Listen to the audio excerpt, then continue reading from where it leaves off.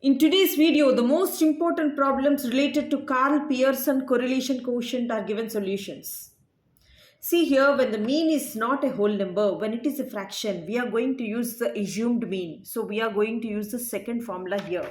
See here, when the mean is earned, see, according to the Karl Pearson correlation quotient, when mean is a whole number, then the correlation quotient R is equal to, see the formula here, sigma xy by, this is root over, this is a sigma x square into sigma y square.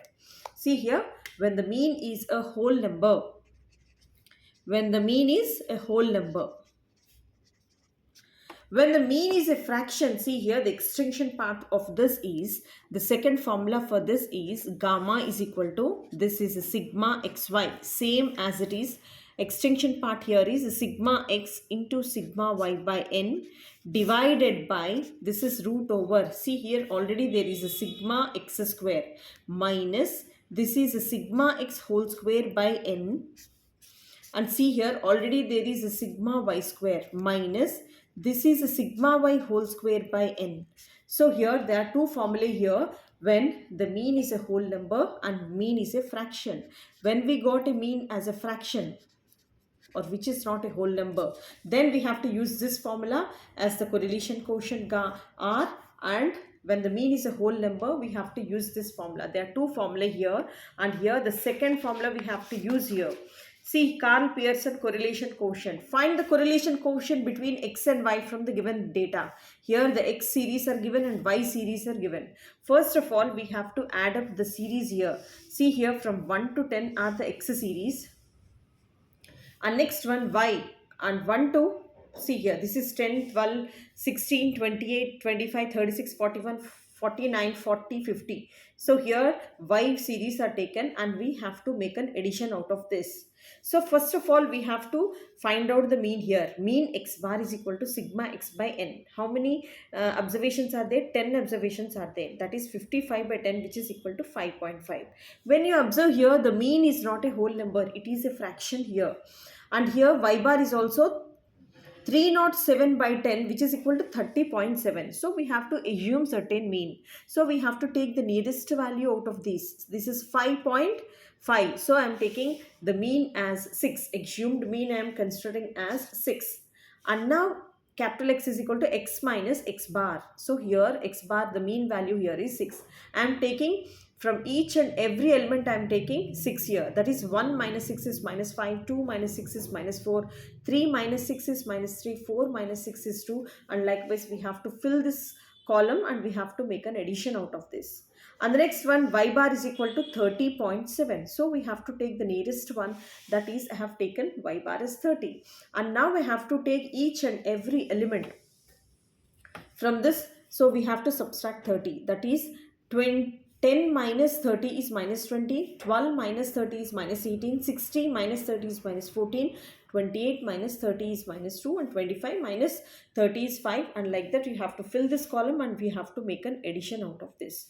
The first column is x observation, next y observation. So we have to calculate the mean. If it is a whole number, there is another process I have already uploaded in my previous videos, and if it is a fraction, so we have to take the nearest value to the mean and we have to subtract each and every element from that mean and y also. This is capital X and capital Y, and now we have to make a squares. X square, that is minus 5 square is 25, minus 4 square is 16, minus 3 square 9, minus 2 square 4, minus 1 square is 1, 0 square, like that we have to fill this column and we have to make an addition out of this. And the next one is y square. So we have to make the squares out of this. Minus 20 square is 400, minus 18 square is this one, minus 14 square, minus 2 square, minus 5 square, and we have to fill this column and we have to make an addition out of this. And the next one, xy. So here I need xy. So this is x and this is y. Minus 5 into minus 20 is 100. Minus 4 into minus 18 is 72, minus 3 into minus 14 is 42, minus 2 is minus 2 into minus 3 is 4, minus 1 into minus 5 is 0, and 0 into anything is 0, and 1 into 11 is 11, and 2 19 is 38, like that. You have to fill this column and we have to make an additions. Everything is ready here. The first one is series is small x, series is small y, and here is x capital X is equal to x minus x bar, capital Y is equal to y minus y bar. This is x square, y square and xy. And now here we got the mean as a fraction. Now the correlation quotient is taken by the formula R as R is equal to sigma xy minus sigma x into sigma y by n by root over sigma x square minus sigma x whole square by n into sigma y square minus sigma y whole square by n. So here what is xy here? Xy is this one. The column, the last column is xy. This is y square, this is x square, this is sigma y and this is sigma x. Now all the additions are here.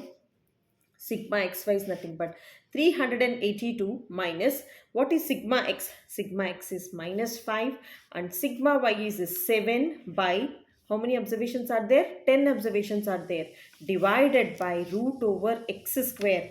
So here is x square, that is 85. 85 minus sigma x whole square, that is minus 5 whole square is 25 by 10.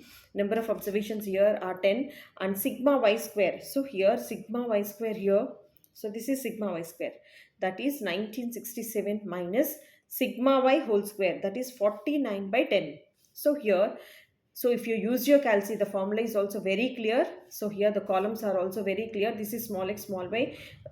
Capital X is equal to x minus x bar. Capital Y is equal to y minus y bar. This is x square, y square and xy.